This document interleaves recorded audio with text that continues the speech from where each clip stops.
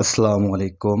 Selim electric and electronics মিডিয়ার পক্ষ থেকে আপনাদের জানাই অনেক অনেক শুভেচ্ছা ও অভিনন্দন। আশা করি আল্লাহর রহমতে সবাই ভালো আছেন, আমিও ভালো আছি। আজকে আপনাদের সামনে হাজির হলাম নতুন একটা কাজের ভিডিও নিয়ে। আজকে আমি আপনাদের এই যে দেখতে পাচ্ছেন এখানে মশা মারার র্যাকেটটা জাস্ট 2 দিন হলে কেনার পরে আর ব্যবহার করতে পারছে না। সব কিছুই হচ্ছে, কিন্তু এখানে দেখেন ফায়ারটা ঠিকমতো হচ্ছে না বলতে হচ্ছেই না। দেখেন কোনো প্রকার ফায়ার এখানে হচ্ছে না। তো জাস্ট এটাই আজকে ঠিক করে আপনাদের দেখাবো যে ভিতরে কি সমস্যাটা হয়েছে, কয়েল থেকে হয়েছে না কোনো পার্টস নষ্ট হয়েছে। তো যাই হোক, কাজটা শুরু করার আগে বলবো, আপনি যদি আমার চ্যানেলে নতুন হয়ে থাকেন তাহলে অবশ্যই আমার চ্যানেলটা সাবস্ক্রাইব করবেন। আর যদি সাবস্ক্রাইব করে থাকেন তবে তার জন্য আপনাকে অসংখ্য ধন্যবাদ। দেখেন এখানে র্যাকেটটা একদম নতুন আছে, বললাম এর প্যাকেট দেখেন সব কিছুই আছে। জাস্ট 2 দিন হলো, কিন্তু সে ব্যবহারই করতে পারেনি। আচ্ছা, এখন র্যাকেটটা আমি একটু খুলে নিব।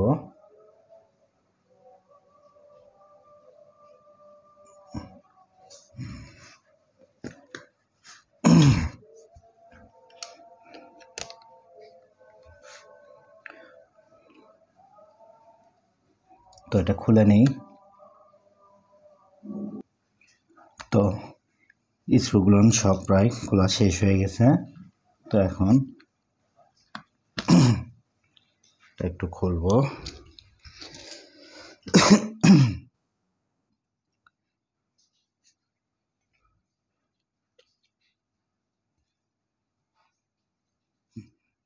একদম নতুন।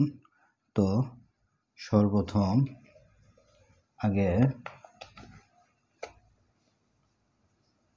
কয়েলটা দেখব, মানে র্যাকেটের এই নেটগুলো দেখব যে এখান থেকে কানেকশনটা পাচ্ছে কিনা। তো তার আগে সোল্ডারিং আয়রন দিয়ে দুটো তার আগে খুলে নিব, তারপরে আমরা সার্কিটের দিকে চেক করব।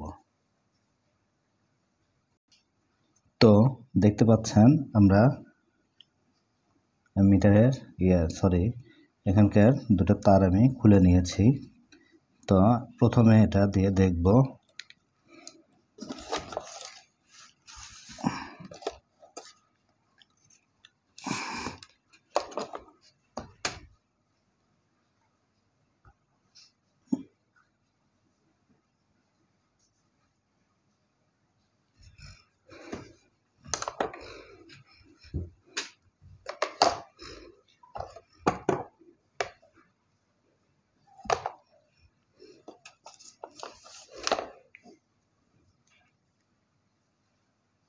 এখানে লাল তারটাতে ধরবো, ধরার পরে ভিতরে সাধারণত লাল তারটা ভিতরের পয়েন্টে দেওয়া থাকে। হ্যাঁ, এখানে কানেকশন পাচ্ছে।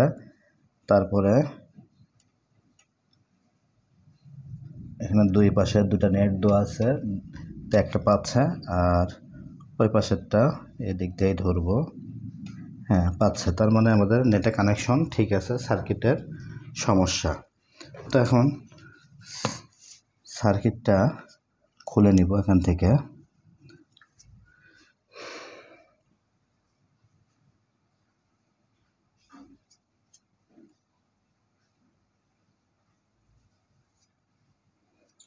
তো দেখতে পাচ্ছেন আমি এখানে সার্কিটটা খুলে নিয়েছি। খুলে নেওয়ার পরে এখানে একটা হাই ভোল্টের একটা পিএফ ক্যাপাসিটার আছে, এটা 223 যে 2 kV 2 কিলো। তো এখানে একটু দেখব লাইনটা অন করে যে এখানে ফায়ারটা হয় কি না।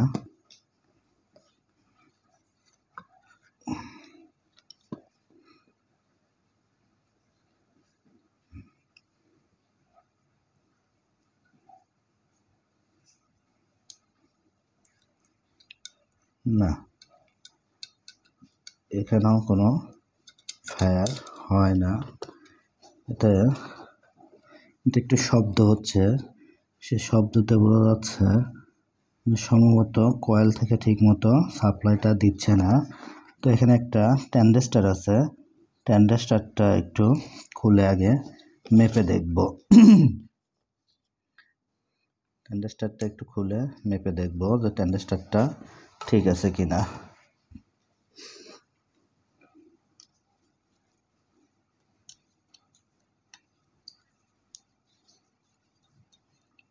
সাকার ব্যবহার করলে পরে হবে, এমনিও হবে।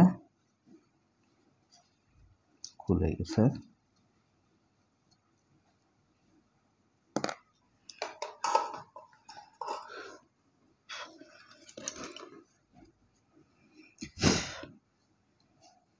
এখানে 882 ট্যানজেস্টার আছে, ট্যানজেস্টারটা একটু মেপে দেখবো যে ট্যানজেস্টারটা ঠিক আছে কিনা।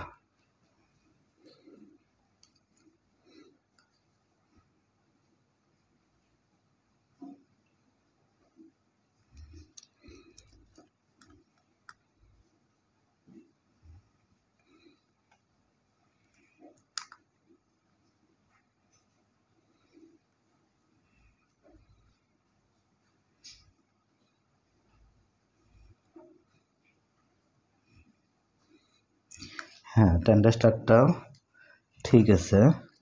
এটার কয়েলটাই চেঞ্জ করতে হবে।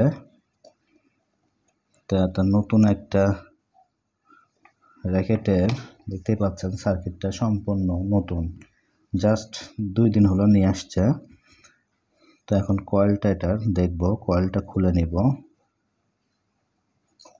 কয়েলটার সমস্যা হয়েছে, তো আমি কয়েলটা খুলে নিই। তো কয়েলটা এখন খুলে নিব।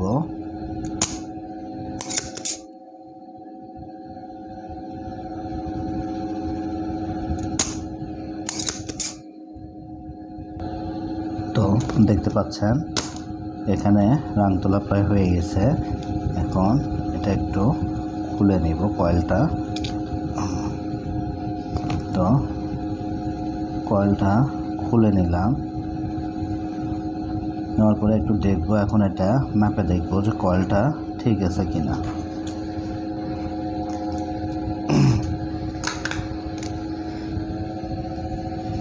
নতুনই দেখা যাচ্ছে।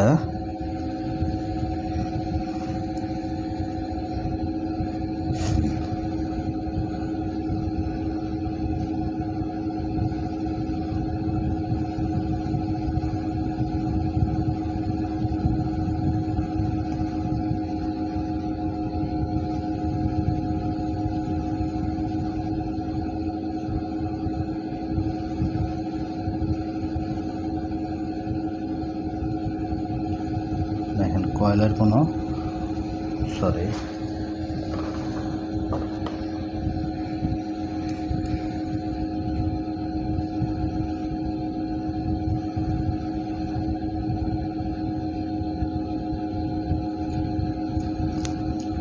এই পাশেরটার সঙ্গে কয়েলের কোনো সংযোগ নাই। সম্ভবত কয়েলটা ভিতর থেকে নষ্ট হয়ে গেছে। তো এখন এটা খুলতে হবে।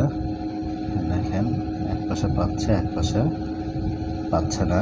এই পাশে সম্পূর্ণ নষ্ট হয়ে গেছে, এই কয়েলটা নষ্ট হয়ে গেছে, যে কারণে এটাতে কোনো প্রকার ফায়ার করছে না। তখন কয়েলটা খুলে দেখব যে এর কোথায় থেকে সমস্যা হয়েছে। তো তার আগে এটা খোলার আগে আরেকটা কাজ করব, সেটা হলো গিয়ে আমার কাছে এরকম একটা নষ্ট র্যাকেট আছে। তো এর কয়েলটা সম্ভবত ভালো আছে, এই কয়েলটাও আমি লাগিয়ে চেক করে দেখতে পারি। কাজ যদি হয় তাহলে এটাই দিয়ে দিব। তো এই কয়েলটা আমি একটু খুলে নিই। তো দেখতে পাচ্ছেন আমি কয়েলটা খুলে নিয়েছি। এই কয়েলের থেকে এই কয়েলটা অনেক মজবুত এবং বড়। তো দেখবো আমি কয়েলটাকে মেপে। কয়েলটা ঠিক আছে কি না।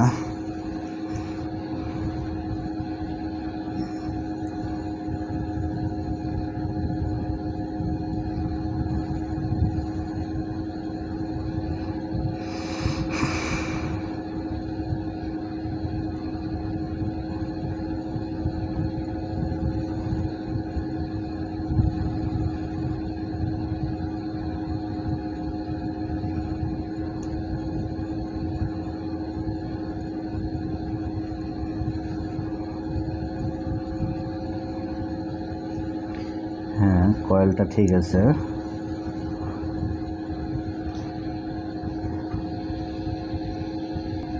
তো এই কয়েলটা যেহেতু ঠিক আছে সেহেতু এই কয়েলটা লাগিয়ে দেখব যে এটাতে কাজ করে কি না। তো কয়েলটা লাগাই এটা।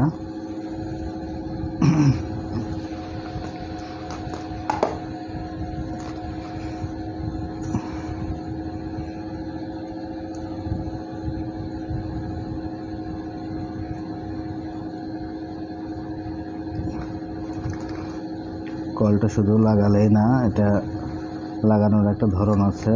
এক পাশে কিন্তু সাইডে সাইডে পায়, যেটা এটা এই কয়েলটায় পাচ্ছিল না, এই পাশে পায়। সেটা আপনারা খেয়াল করে এটা লাগাবেন। এই পাশে না, কিন্তু এই পাশে যেটা পায় সেটা এক সাইডে রাখতে হবে। সেটা যে সাইডে হবে ঠিক সেই পাশে এটা রাখতে হবে। এটা আপনারা খোলার সময় একটু দেখে শুনে খুলবেন যে কোন পাশে। এটা এই পাশে এটা রাখলাম আমি। তো এখন এটা আমি সোল্ডারিং করে দিই। তো ট্রান্সফরমারটা লাগানো হয়ে গেছে, এখন ট্যান্ডেস্টারটা লাগাবো। এখানে D882P একটা ট্যান্ডেস্টার আছে। তো ট্যান্ডেস্টারটা যেহেতু খুলছিলাম, ট্যান্ডেস্টারটা আটকে নেব। আটকে নেওয়ার পরে ব্যাটারির কানেকশনও আমি খুলে দিয়েছি। ব্যাটারির কানেকশন খুলে লাগিয়ে দিয়ে এটা চেক করব।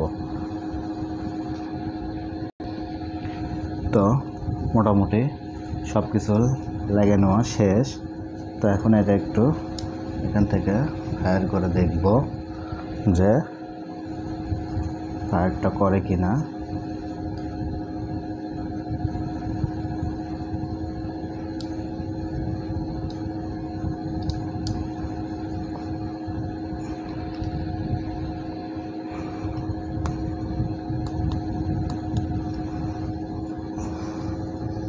না, কয়েল দেও ফায়ারটা করছে না। এটা সম্ভবত অন্য কোনো প্রবলেম আছে।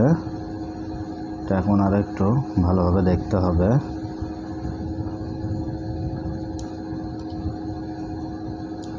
ক্যাপাসিটারটা ঠিক আছে কিনা দেখতে হবে। তো এবার ক্যাপাসিটারটা চেঞ্জ করব। আচ্ছা, ক্যাপাসিটার চেঞ্জ করার আগে দেখব এদিক দিয়ে আমার হাই ভোল্টেজটা হচ্ছে কিনা। একটু মিটার দিয়ে, যেটা আগে দেখা উচিত ছিল। তো এটা এসি 700-তে রেখে দেখব যে হাই ভোল্টেজটা হচ্ছে কিনা।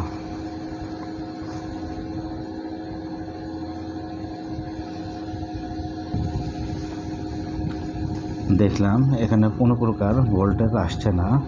সেক্ষেত্রে এখানে অন্য আরও কিছু প্রবলেম থাকতে পারে। তো আমি আবার এটা একটু ব্যাটারির কানেকশন সব কিছু খুলে নিব। নিয়ে এখানে রেজিস্ট্যান্সগুলো আছে, ডায়োড আছে, জাস্ট অল্প কিছু পার্টস আছে। এগুলো একটু চেক করে দেখব। সবই ঠিক আছে, কিন্তু তারপরেও এটা হচ্ছে না কেন। হ্যাঁ, দেখেন অবশেষে এটা ঠিক হয়েছে, দেখতে পাচ্ছেন।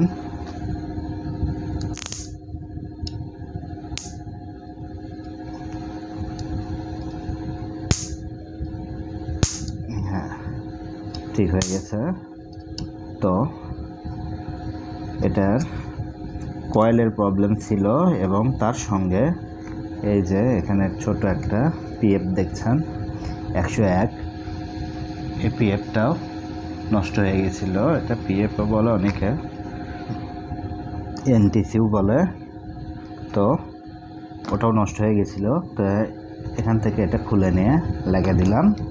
তো এখন ওকে হয়ে গেছে। এখন এটা সেট আপ করবো। তো মোটামুটি বুঝতে পারলেন আজকের কাজটা।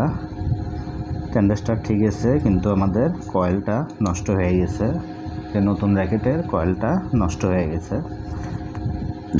আর কয়েলের পাশে এই যে এখানে 101 একটা এনটিসি ছিল, সেটা চেঞ্জ করে দেওয়ার পরে মোটামুটি ঠিক হয়ে গেছে।